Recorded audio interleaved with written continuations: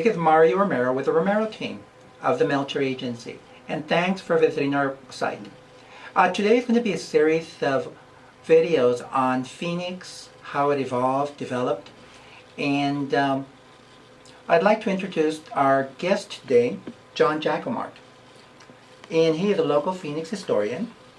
So, John, can you tell me a little bit about your background, how you became interested in historic preservation, and why I know you enjoy it quite a bit. So, well, I'm an Arizona native, born in Tucson, raised in Phoenix. I grew up here, went to high school here, earlier went to college in Iowa, and then came back to Phoenix, and much later, graduated from ASU.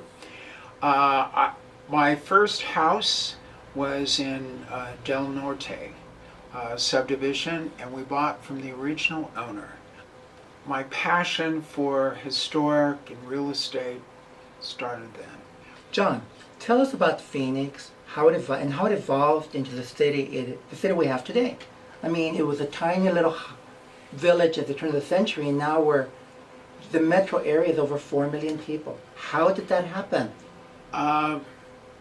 In 1867, the first Jack Swilling discovered, he was in the white tanks and looked out and saw that there was agriculture and possibilities from the remnants of a canal system. In front of me is a property ownership from 1929. At that time, development started, what are now historic districts, but they were tracts of land. Subdivisions had been set up by this time in Cano-Palmcroft, but basically they were surveyed and they were 40-acre tracts. Going further east, you can see there isn't a lot of development. It's all individually owned. You can see the canal system. You can see development. This is how Phoenix was in relation to the whole valley. Very, very small. The northernmost point was Indian School Road, and the southernmost point was just south. When Phoenix was platted, it was 7th Street west to 7th Avenue. The railroad brought new people. It brought people to the valley. It brought people who wintered here. Originally, and the first train that came from Prescott into the valley was Chicago business people. And at various times, they would bring trains to Phoenix and private cars to Phoenix, and they were the first people to original investment with Phoenix was always Chicago. Dwight Hurd came and came from Chicago. Oh, they did? Money, yes. And they're still quite a well-named because they established the Hurd Museum. The Hurd Museum, and what is now the Phoenix Towers was the home of Casablanca, which was the Hurd home. Later in the 30s, the ranch style developed, and it was the Rambling Ranch. It changed the configuration. Now it was horizontal. Now it was L-shaped. 1950, the first census of housing.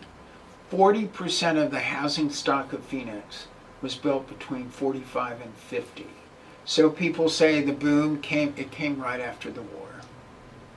I understand we had a lot of people from Second World War. A lot of the military were on the west side, and they came here because of our climate, lack of snow, decided to stay. And didn't air conditioning have a big part of that? Very much so.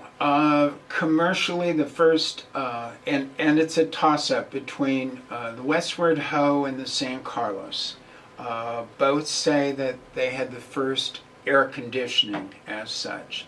John, thank you very much for sharing and being here and telling us about this wonderful, rich history of Phoenix that a lot of us just don't know about. Are there any websites or places that our viewers can go and get more information? The City of Phoenix maintains the website. It's still in the process of developing, but we have uploaded, the office has uploaded historic surveys that are now available, and some of the historic inventory forms will be online so people can see about their house. modernphoenix.net, Allison King does mid-century modern and other areas within the valley, not just Phoenix, into Tempe, Scottsdale, and Mesa. Okay. And I do know that various neighborhoods have annual home tours where they open up to the public and feature these homes built in the 20s, 30s, 40s. And just kind of, it's nice to go in and kind of relive our history and our past. So, if you have any questions about information you just heard about, or just about real estate in general, give me a call at 602-252-4191. And thank you very much for visiting, and make it a great day.